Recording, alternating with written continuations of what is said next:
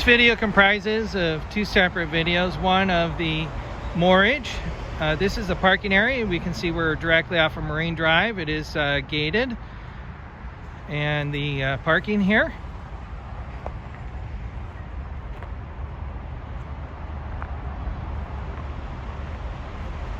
And then I'll take you to the house, and then we'll do a separate video of the interior of the home.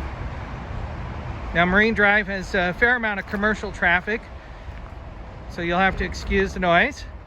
I'm going to go down the ramp here. It's nice and long. Our water levels are actually down quite a bit, so it does make the ramp transition from the parking lot to the dock actually very easy.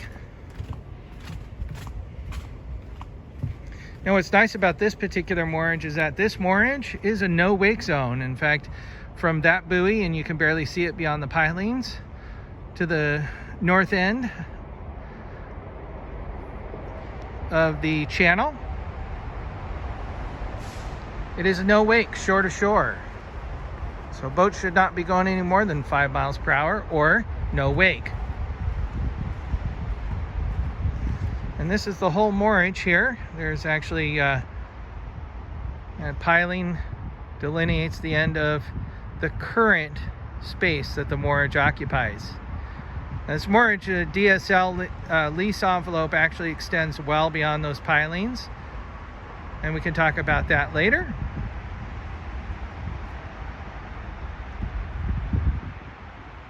And that's it for the moorage. So let's walk down to the house and see what we see.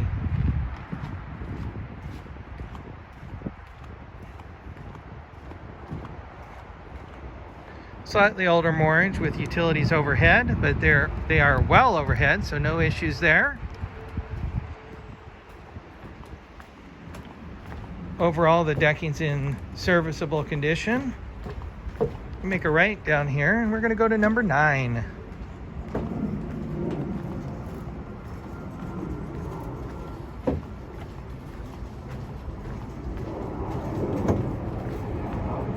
Everybody that lives on a floating home should have their own individual dock cart.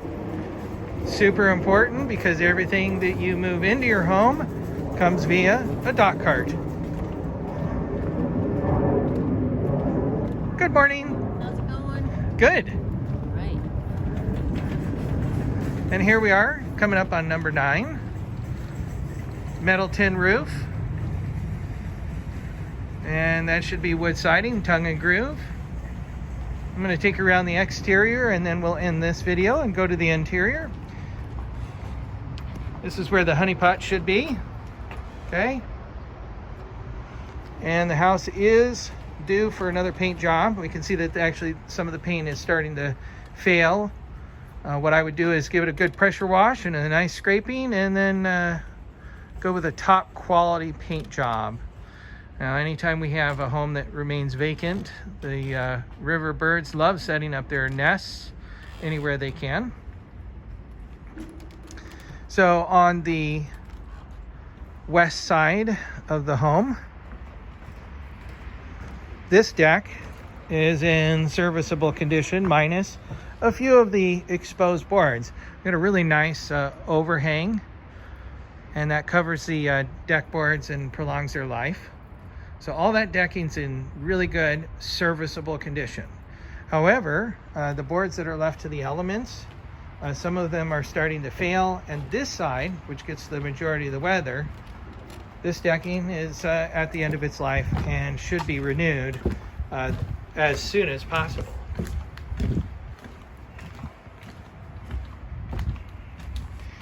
General maintenance, pull the weeds that start to grow, especially on the float. If you have any weeds that like this here, these are just river weeds that grow. Pull those, get to those as quickly as possible. Okay, you can see how much better the condition of this decking is in relationship to the exposed portions of decking. Okay, and then this is really where the real estate is on this particular house. We have a separate swim float. I'm going to take you out to where the view is. Also the sun. Now this is a absolutely fabulous view.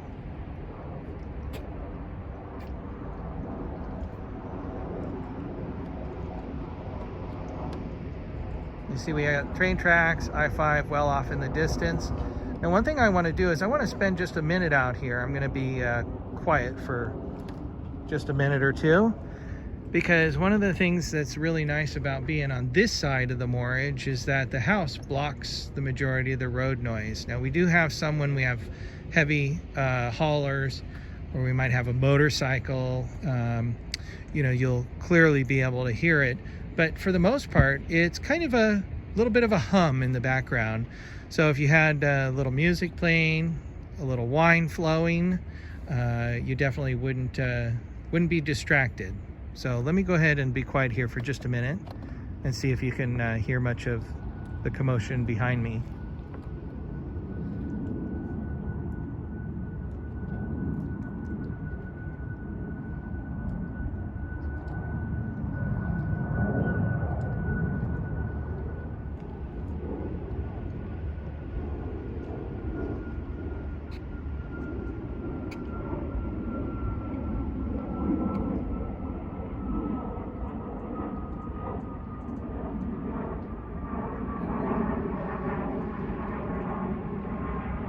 Okay, so one of the nice things is that we've got a huge swim float here. Now this swim float very nicely could be outfitted with some cleats, and you can pull a boat in here very easily. Okay, the nice thing is that you are paying for the moorage, so if you moor up a boat to this swim float, you actually wouldn't pay any additional fees on top of what you would already be paying to moor the house.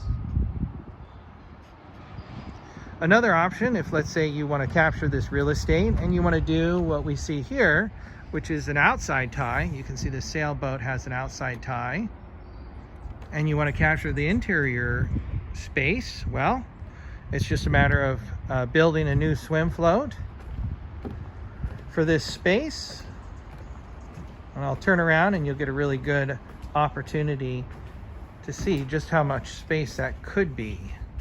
So here we are. And that would double, if not be 250% of the current float dimensions. So a huge opportunity to increase the social space. And that would be a good example there of what you could potentially do if you increase the swim float dimensions. Now I'm going to go ahead and turn the video off, and we'll do an interior video, which will be a separate video following this.